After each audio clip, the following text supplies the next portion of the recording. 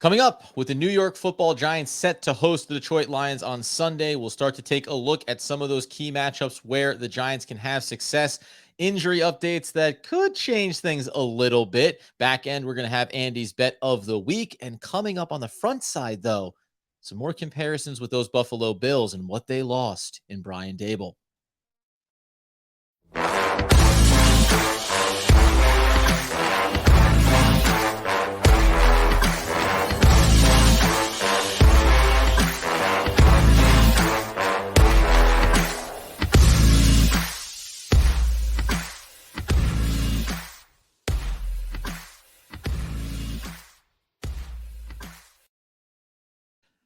Yes, friends, it's OGP, the One Giant Podcast, where, of course, we are your hosts over here. Adam Armbrecht breaking down the Brooklyn Nets on the Locked On Nets podcast with my boy Doug Norrie. And yonder there is the healthy, wealthy, and wise, the seasoned generational ticket holder, Mr. Andrew Makowitz. I am getting excited for Giants football. It is pumping me up. Adam, we talked a little bit about the Eagles losing a game to the Commanders. The Giants have everything in front of them. They literally control their own destiny for the 1 seed in the NFC. If I told you that by around Thanksgiving time, we could be saying that statement. If I told you that in August, you would have laughed me out of the building. There's a good chance you wouldn't be here to tell that tale, because I would have said, listen, honestly, I got to find a new co-host for the podcast. I can't have this type of rogue agent alongside of me when we're trying to have real conversations around the Giants. But that is where we are. And that's, as they say, why you play the games, right? Because you don't know how seasons are going to unfold. And the Giants are having a high level of success. And a lot of it is, of course, being attributed not only to the new coaching staff and to the new GM in Joe Shane, but obviously Daniel Jones as well. And that correlation between Daniel Jones and what has been controlled success, but game-winning drives, fourth quarter comebacks, it seems to have a direct tie to one Brian Daboll. And right now, up there in Buffalo, we do see potentially what the absence of Daboll has kind of reduced or changed or just kind of stagnated the next level in the progression of Josh Allen. Listen, the Buffalo Bills are 6-3. Everyone expected them to just kind of cakewalk to the AFC Championship game against the Chiefs. They've hit a couple speed bumps along the way. And Adam, it's actually twofold. It's seeing Daniel Jones be highly, highly efficient and the Giants winning games, while seeing Josh Allen get a little bit more reckless with the ball is making people think about how much of an effect it actually accentuates the impact of someone like Brian Daboll when you lose him and you see what Josh Allen does, and you have Daniel Jones get a quarterback coach that, like Brian Daboll, that can actually harness the best out of him. Yeah, and it's interesting too. So, I mean, I think some of this feels like a little bit of the reaction piece to losing to the, to having some of the losses that they've had here in recent games, right? Like, if they hadn't just fallen to the Bills, the Vikings loss is one thing, right? Vikings 8-1. That's a powerhouse game. That was some high profile mistakes there from Josh Allen, obviously. And that's where it starts to fizz up there. I think it's almost the double down because you also lost to the Jets 2017, the week prior. Before that, they were a 1-loss team. And to your point, like, just kind of strolling down the road to the AFC Championship. Now, when you look at it and you look at Josh Allen, you start to go with a little bit more critical eye and say, where is he not having the highest level of success? I push completely back on the national narrative. Like, is Josh Allen a problem? I think that's borderline the most idiotic thing I've ever heard in my life off of 2 games or off of a few games here. However, I think the value of Brian Daboll and what he was harnessing from Josh Allen, you can see a little bit of a shift and a little bit of a difference there in his play and his decision making on the field. Yeah, it's so with Josh Allen, the interesting thing is look over the last 3 games. He has averaged 2 picks per game. He's had 2 picks in every single one of those games. And every single one of them, the Packers game, it felt like Buffalo was going to win that game by 30. And all of a sudden it's like, it's getting closer to a 1-possession game at the end. Felt like Buffalo let Aaron Rodgers and the Packers hang around far too long. The next 2 games, the turnovers actually got the best of them in the Jets and the Buffalo, in the Vikings game. But honestly, if he falls forward on the QB sneak against the Vikings, they win that game, and you don't get a fumble and an interception. But we can't take those away. And Adam, to start the season against the Rams, it looked like the Bills were doing so much moving the ball up and down the field, and Josh Allen threw 2 first-half picks to keep the Rams in it. So there is this idea that, like, his turnovers are critical every single game. When he's on point and he's not turning the ball over, they're good for 30 points and to win by double digits every time. but it does seem like he's getting just slightly more reckless with the ball than where he was last season when he truly flourished in the back half of the season.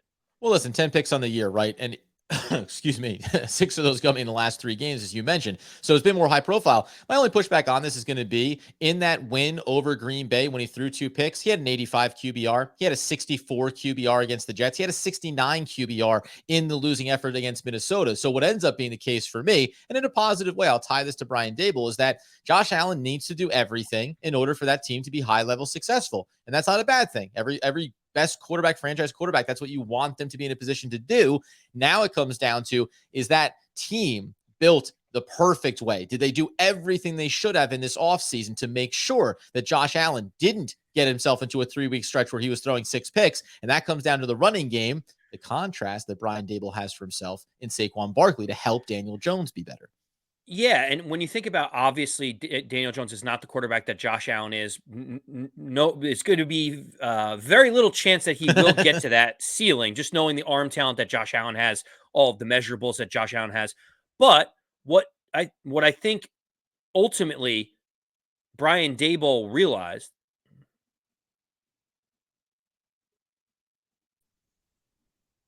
Yeah, I just literally backed out of the studio. I was trying to figure out what was happening there. You can just go from butt. But Brian Daboll has realized that in order for Daniel Jones to be effective, he has to be efficient.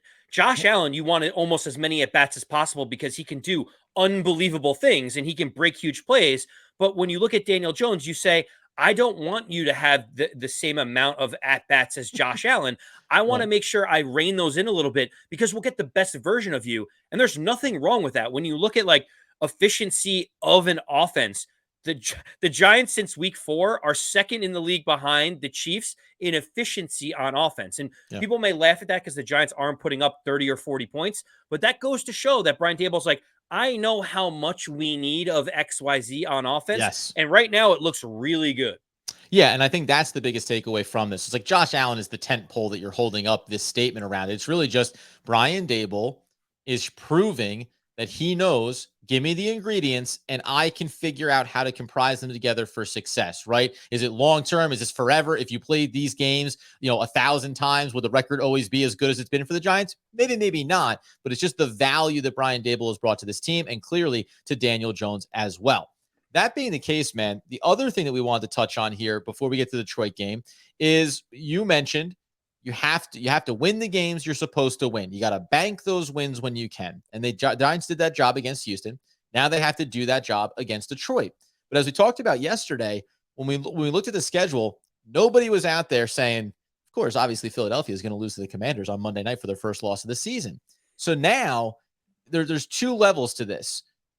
Keeping an eye on who all the other NFC East teams are playing and the key wildcard teams is just doing your due diligence, right? When do the Giants get to a place where we can just start to say, well, there's no world where they're battling for a wildcard spot? They may be there already. I'll be curious to your take on it, but I do want to highlight the Eagles, the Cowboys, and the Commanders this weekend, who they're going to be going up against and how it can help shape what happens in the NFC East. Yeah, Adam, there are some intriguing matchups here, and we can spend a minute on each of them if we'd like. The first one is the Washington Commanders have to go to Houston at those same Texans the Giants just beat.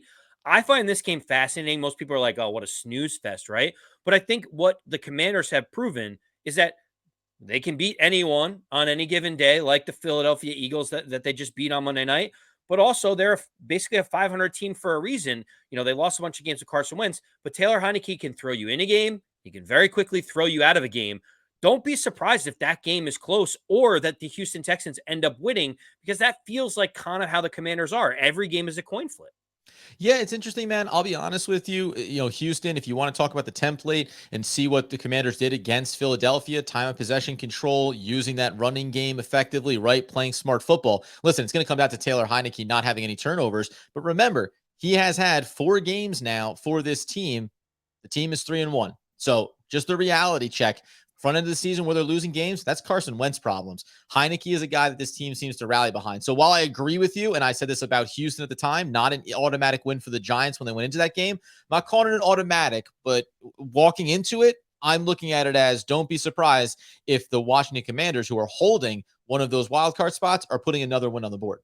Yeah, and so, that game is gonna be a very intriguing one. If Houston ends up beating the Commanders, that does wonders for the Giants because it helps their strength of schedule, moves the division rival down.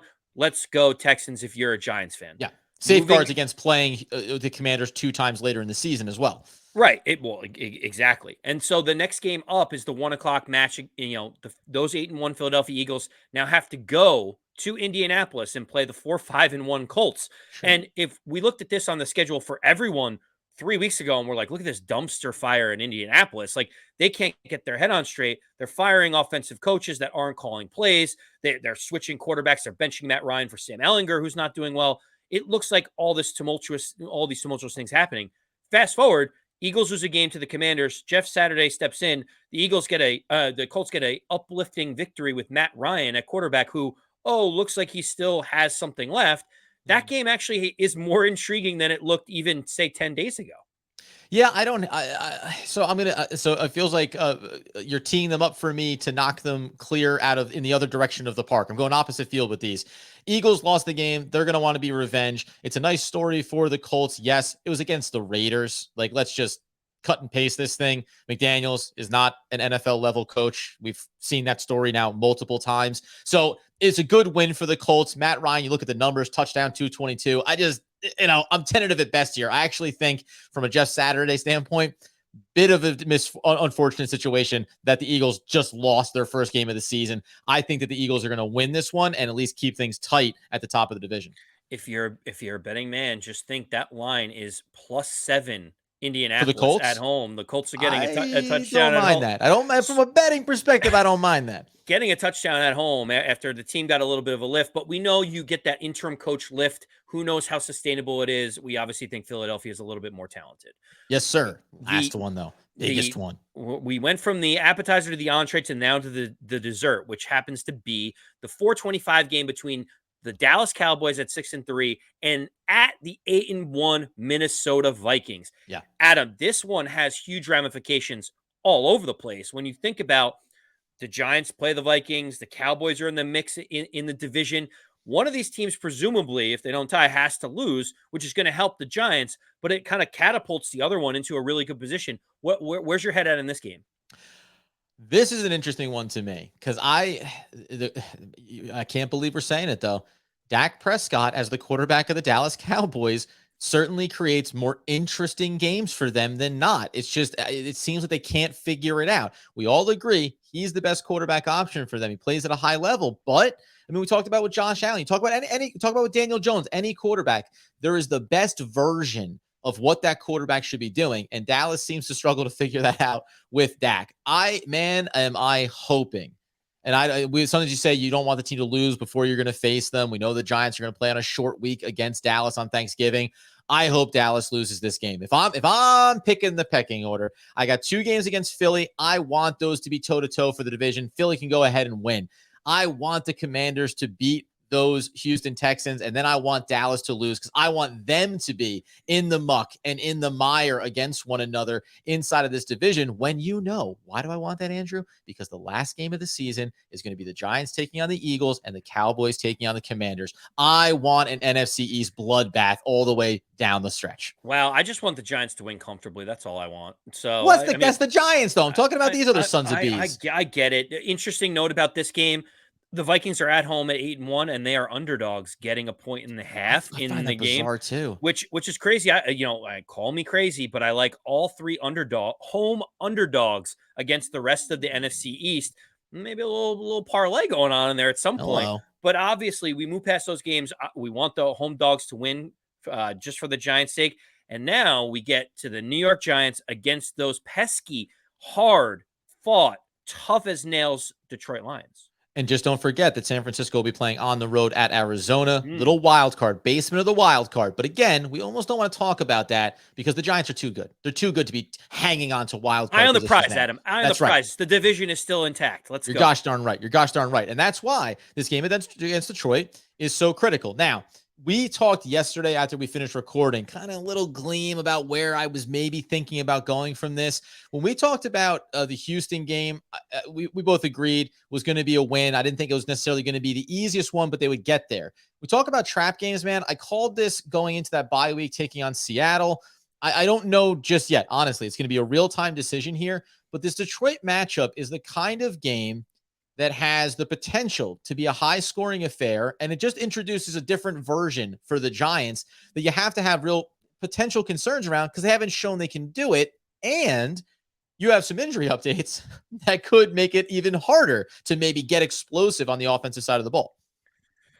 Yeah, a couple key injury updates. Wan'Dale Robinson had some his hamstring tightened up and was kept out of practice. Not a good sign. Questionable to be able to get out there on Sunday, which most people, most of the beat writers were quick to quip back and say, looks like the guy that you all wanted to cut, Richie James, might end up being pretty important in the slot, considering if Wan'Dale can't go, that's who's going to fill in. So that's a big injury for the Giants.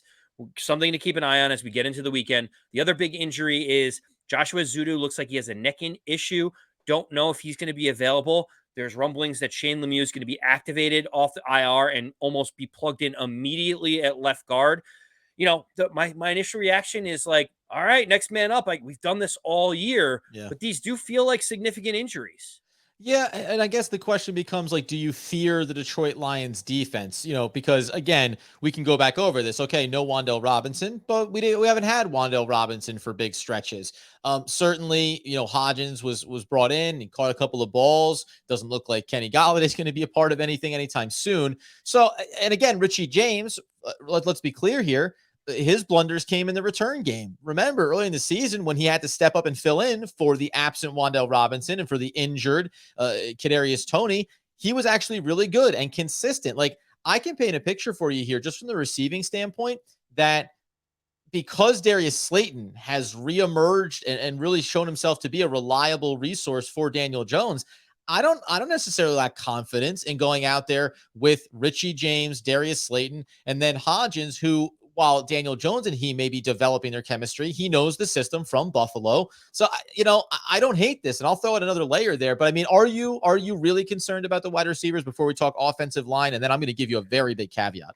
I am not as concerned because Darius Slayton has emerged as that number one guy. As long as he is out there, it feels like the Giants' offense, passing wise, runs through him. The way that we asked Kenny Golladay to catch 2 or 3 balls, that looks like what Isaiah Hodgins is going to end up doing for the Giants. So Yeah. move one out, bring one in. The last thing I'll say, Adam, and you'll probably feel very similar to me, is that Wan'Dale Robinson doesn't seem to get the same targets and same usage without Daniel Bellinger on the field. So Mm-hmm. when we're only asking him to have a handful of catches too, Richie James should be able to plug in and be able to do that for at least one game. So I'm not as worried in the passing attack as maybe some other people might be, or maybe I should be. Well, remember Tanner Hudson, Myrick, and then Richie James. Like, that was the tight end wide receiver group to start the season. So maybe you go back to some of the things that you worked there, as you mentioned. Remember, Daniel Bellinger came on as the season was unfolding. It wasn't day one, game one highlight reels for him. And no, so I'm not concerned. Then I'm going to throw out the other one too, and that's Lawrence Cager. Listen, had the one touchdown last week. That was all that he did, but guess what? It kind of mattered.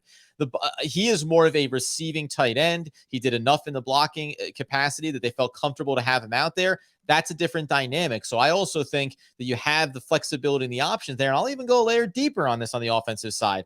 I won't be shocked if Breida, who's been kind of just whispering out there, you see him trickling in a little bit more here. Remember, 35 rushes for Saquon Barkley, career high at the NFL level last week. You got to find a way on a short turnaround to play Dallas on Sunday. You got to find a way to know that when you go to play Dallas, you're going to be able to say, and now you give me 40, Saquon, if we need it, right? Like, I cannot have any limitations or restrictions for him going into that divisional matchup. So where does that put you in the grand scheme of the game, Adam? Obviously, we have the Giants versus the Lions coming up 1:00. The spread is -3. The over-under is 44.5. Would you like me to go with my bet of the week first? Would you like to give your input on where you think things are going? How do we want to deliver the news to everybody? Yeah, I think last week out, I went first on predictions as well. So first, why don't you give me Andy's bet of the week, and then we'll move into prediction time. So Keep in mind that there's still some fluctuation because we don't necessarily know which of the wide receivers are going to be out there for the Mhm. Giants. So not all of the props are available right now. If they were, I would like to look at Daniel Jones anytime touchdown scorer. I think that is an interesting one. It's been a couple weeks since he flashed that running ability. I could see that on stage here against the Lions. Adam, I'm going to go against the grain here, and I'm Oh. probably going to go against what most people think is going to happen in this game. Oh. Everyone is talking about how the Giants have to score against this high-powered Lions offense. They're putting up 30 points a game. The Giants have to outscore them. We need to see Daniel Jones throw 5 touchdowns so that he can convince all the Giant fans that he is the guy. And I just see this game going the complete opposite way. When you look at the Detroit Lions and who they've played, when they play good defenses like the Packers or the Cowboys or the Patriots, they're averaging like 6 points a game. They're not really able to manufacture points against those teams. Mhm. There's another piece of this, Adam. There's a big wrinkle to this. A lot has been made about Jared Goff's struggles in outdoor cold weather. He Hmm. is a guy that when it's not going to be below freezing, but it is going to be relatively close. It's going to be high of 30, it's high of 40, but it's probably going to live in the high 30s. Under freezing, he's 0-2, 0 touchdowns, 5 interceptions with a below 45 passer rating. He is Wow. not a good outdoor quarterback. He's a guy from Southern California. He likes playing in a dome. He likes playing in LA. That's where he makes his money. For me, I see them struggling to move the ball through the air because MetLife is also expecting 15 to 18 mile an hour winds coming Hello, through the stadium, which we Weatherman all Andrew. know and love. I go deep for the listeners, Adam. I try That's to, right. not just say, oh, this team scores a lot, let's go over. So right now, the over-under has already moved down to 44.5. I actually like the under in the game, thinking that Detroit may struggle to move the ball against the Giants. I got to tell you, man, weather plays an impact here. So at a minimum, the under, I like that a lot for sure. We talked about earlier when we were looking at this. There was one of the props that is available for you if you want to talk about Saquon Barkley over 100 rushing yards plus 1 touchdown is plus 180. It's interesting though, because again, hit a couple home runs and I'm happy with that. There's the world where if 100 yards rushing for Saquon Barkley requires 25, 30, 35 rushes, I'm less impressed or excited about that. I wouldn't hate if they get a little bit deep into the running back rotation here, but maybe this is going to be a little bit more of a ground game. We know Jamal Williams has had success. We know that Swift has been struggling to stay healthy, had an incredibly explosive game last week, 144 yards. So, dude, man, I think if we go back and look, just about every game is on the under for the Giants when they've played this season, right? So that's a big part of it first and foremost.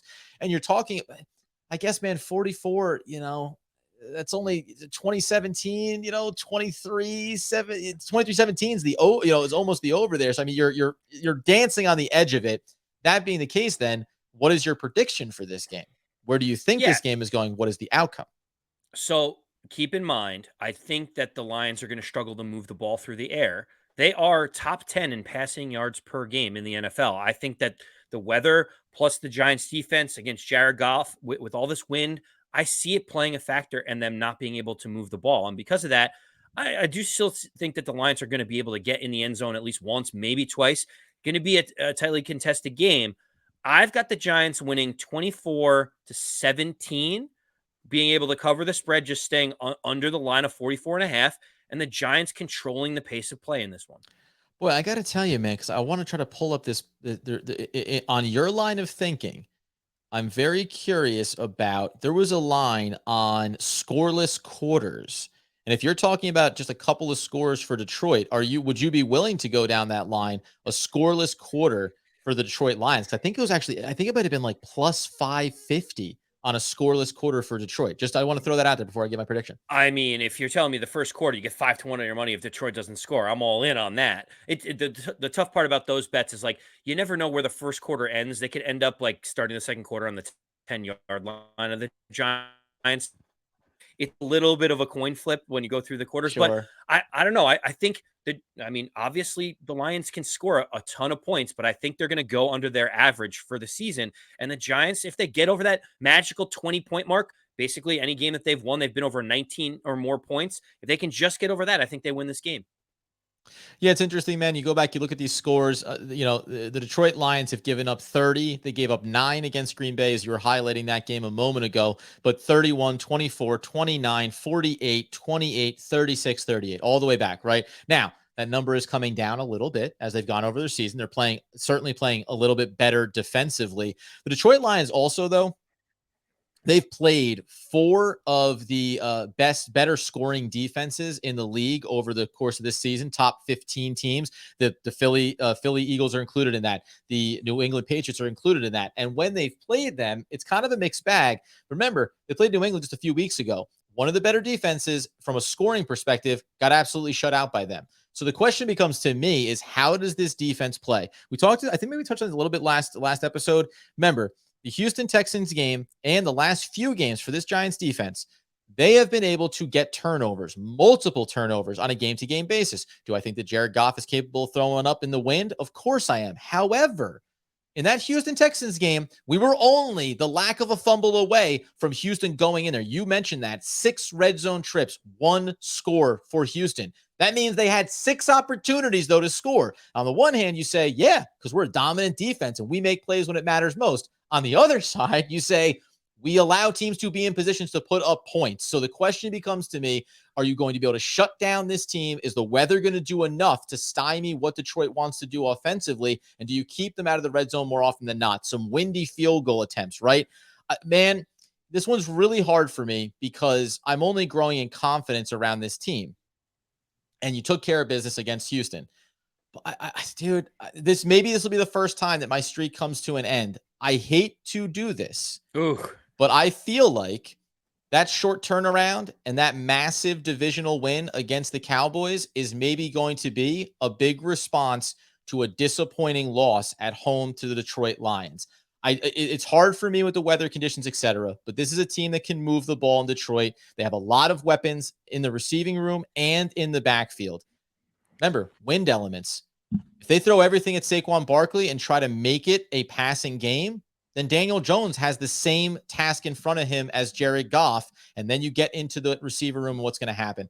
I am not bullish on this, by the way, and I take no pleasure in it, but I'm going to call for 24-21. Detroit wins this one on the road. Giants take a pretty brutal beat at home, but it's the catalyst that spurs them on to some big divisional wins here, man. I think we've been playing on the razor's edge here in terms of how good this defense has been in big moments, but Dane Belton dinged up, right? No Xavier McKinney here. Azeez Ojulari's not coming back anytime soon. Kayvon Thibodeau dealing with the flu you mentioned in yesterday's episode as well, right? So there's a lot of stuff going on here with this team, man. I just feel like maybe we're going to get caught on one here. It's not going to change my optimism around the season, but I got them going down for a loss. You said you weren't overly confident about this pick. It almost sounds like you're kind of letting it go where the wind blows, right? Would that be fair? Do you see what I did there, Adam? Do you like that one? You know what wouldn't hurt here is at the end of the day, my friends, sometimes the best thing you can do is end episodes 3 or 4 seconds early because it saves you. It saves you. Maybe it saves your co-host. We don't know for sure. The bottom line is, man, dad jokes are always good, especially if you are a father. I am not, so I don't know what that means when I do dad jokes. I think there's probably a card I'm supposed to get or an application I need to fill out. We'll see how that turns out, though. End of the day, though, get over to YouTube. You're going to want to follow us. You're going to want to subscribe to the channel. You're going to want to check out that we're starting to label out those chapters inside of our episodes so you can jump to discussing Detroit in this episode. You can jump back over to that conversation around division matchups for the other teams in the NFC East. And then you get over to that podcast feed, wherever you get those needs fulfilled. You leave a glowing review if you're so inclined. You share it with your friends and family, especially around the holidays. Why don't you get a nice box, wrap it up in a bow, and then when they open it up, what's inside? It's just a paper that says, listen to One Giant Podcast. In the meantime, though, as the Giants prepare for that matchup on Sunday, as Andy Mackwitz would want, need, and nay, demand the people know. As always, let's go Big Blue.